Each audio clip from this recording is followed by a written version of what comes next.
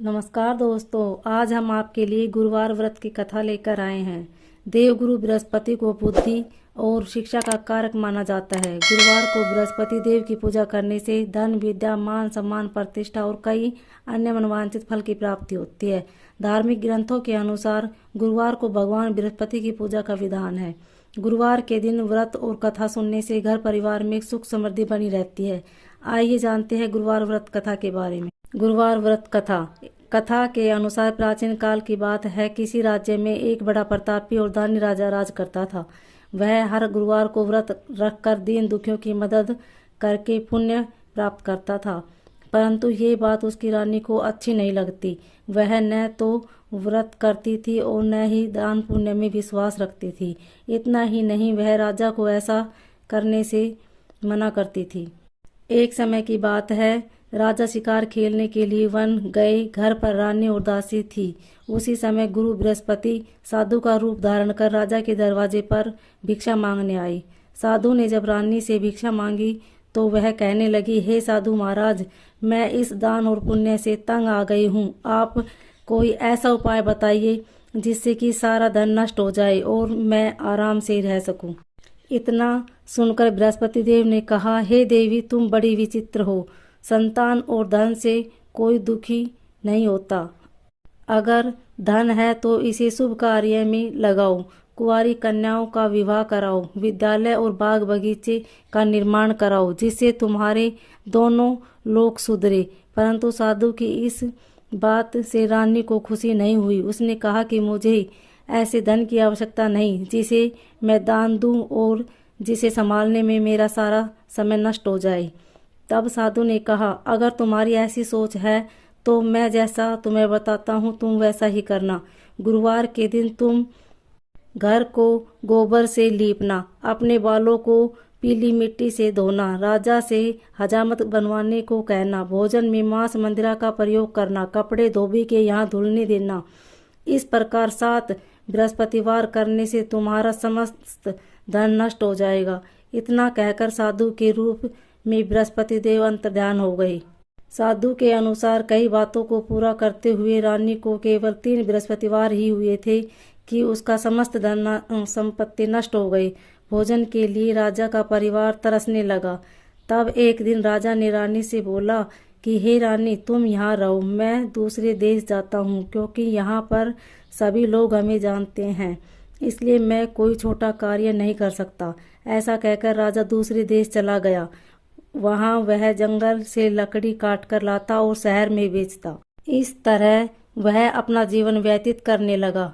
इधर राजा के परदेश जाते ही रानी और दासी दुखी रहने लगी। एक बार जब रानी और दासी को 7 दिन तक बिना भोजन के रहना पड़ा तो रानी ने अपनी दासी से कहा, हे दासी, पास ही के नगर में मेरी बहन रहती है। वह बड़ी धनवान है। तू उसके पास जा और कुछ ले आ, ताकि थोड़ी बहुत गुजर बसर हो जाए। दासी रानी की बहन के पास गई। उस दिन गुरुवार था और रानी की बहन उस समय बृहस्पतिवार व्रत की कथा सुन रही थी।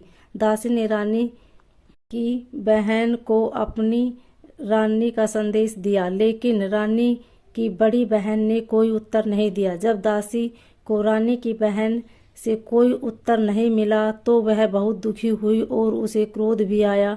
दासी ने वापस जाकर रानी को सारी बात बता दी।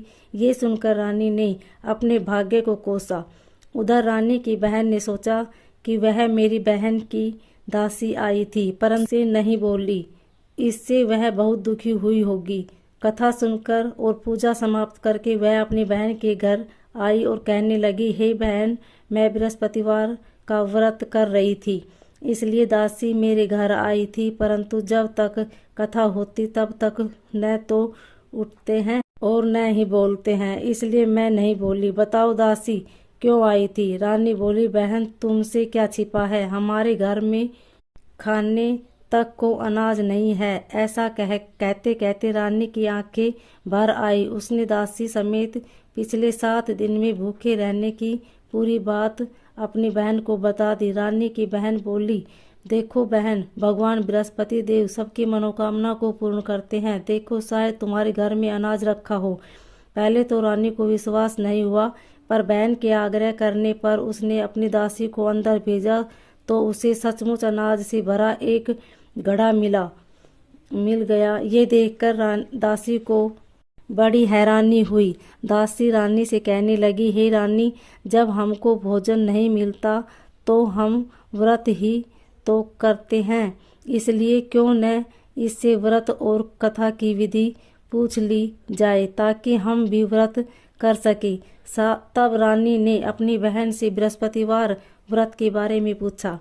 उसकी बहन ने बताया, बृहस्पतिवार के व्रत में चने की दाल, मुनक्का, केले की जड़ में अर्पित करे तथा दीपक जलाए, व्रत कथा सुने और पीला भोजन ही करे। इससे बृहस्पति देव और भगवान विष्णु प्रसन्न होते हैं। व्रत और पूजा की विधि बताकर रानी की बहन अपने घर को लौट गई। 7 दिन के बाद जब गुरुवार आया तो रानी और दासी ने व्रत रखा। वह घुड़सवार में जाकर चना और गुड़ लेकर आई। फिर उसने केले की जड़ तथा विष्णु भगवान की पूजा की। अब पीला भोजन की चिंता को लेकर दोनों बहुत दुखी हुई, क्योंकि उन्होंने व्रत रखा था, इसलिए बृहस्पति देव उनसे प्रसन्न हुए। वह एक साधारण व्यक्ति का रूप धारण कर 2 थालों में पीला भोजन दासी को दे गई। भोजन पाकर दासी प्रसन्न हुई और फिर रानी के साथ मिलकर भोजन ग्रहण किया।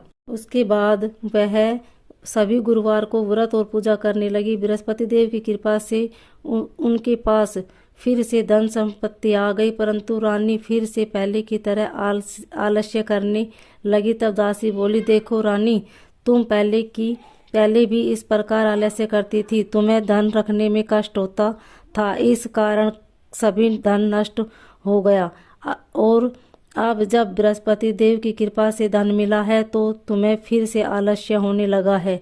रानी को समझाते हुए दासी कहती है कि वह बड़ी मुसीबतों के बाद हमने ये धन पाया है, इसलिए हमें दान पुण्य करना, भूखों को भोजन कराना चाहिए और धन को शुभ कार्यों में खर्च करना चाहिए। इससे तुम्हारे कुल का यश बढ़ेगा, स्वर्ग की प्राप्ति होगी और पितृ होंगे।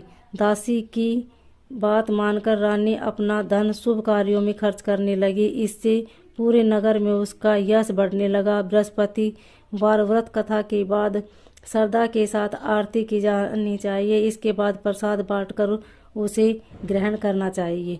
बोलिए विष्णु भगवान की जय। गुरु